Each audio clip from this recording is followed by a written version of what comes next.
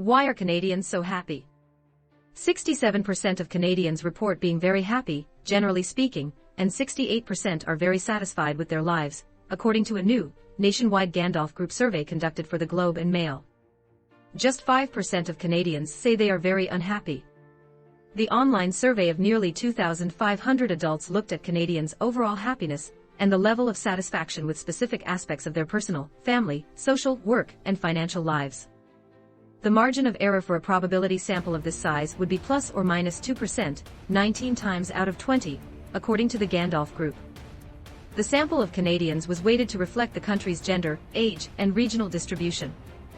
The most powerful overall determinants of happiness and satisfaction with life are mental health and having a sense of purpose. The area that Canadians are least content with: their sex lives. Just 37% say they're very satisfied with sexual encounters or activity, the lowest score of all of the survey questions.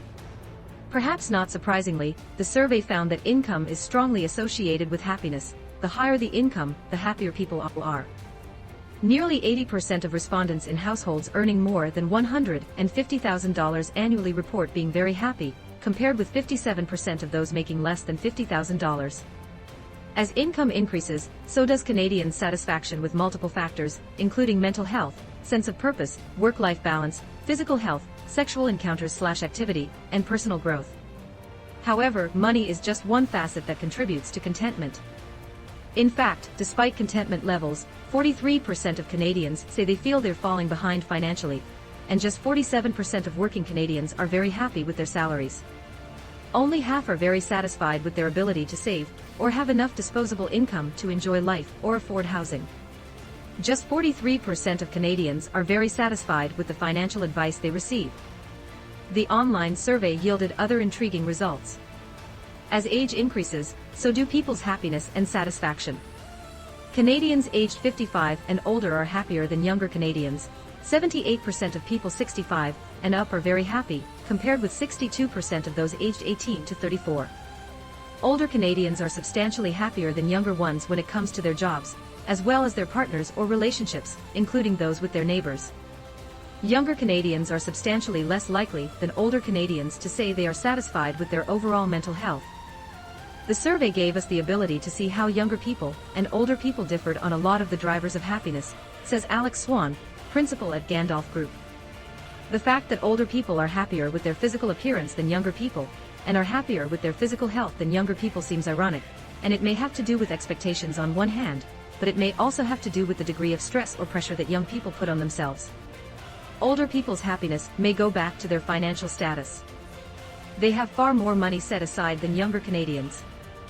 Just 12% of those aged 65 and up are very concerned about having enough money for retirement, as opposed to 35% of Canadians aged 45 to 54 and 29% of 35 to 44-year-olds.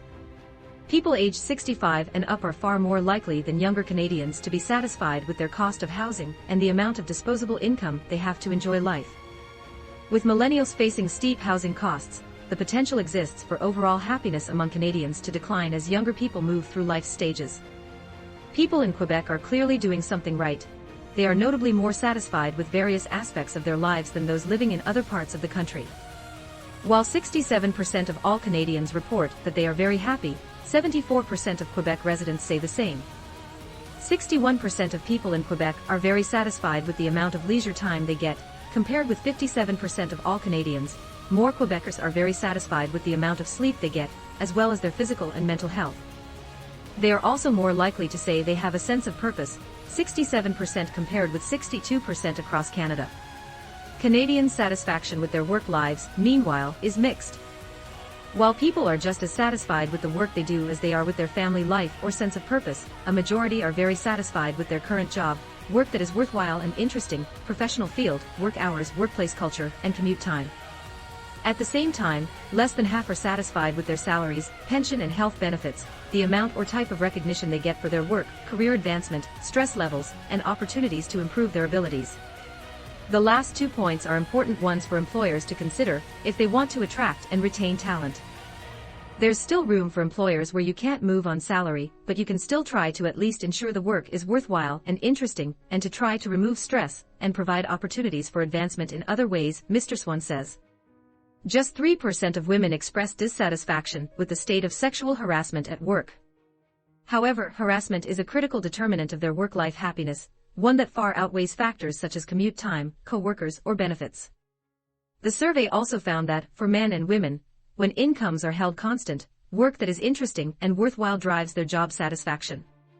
Family life is more likely to be a source of happiness than a source of stress. More Canadians feel good about their family relationships than those who are satisfied with their lives in general, especially parents with children and those in relationships. Canadians feel mostly positively about their mental health, 67% are very satisfied, and their sense of purpose in life, 62%. There are several areas where Canadians could feel happier, aside from their sexual encounters. Only 56% are very satisfied with their physical health, and 58% are very satisfied with the amount of leisure time they have. While most are very satisfied with the quality of friendships in their lives, they feel less satisfied with the amount of time they have with those friends.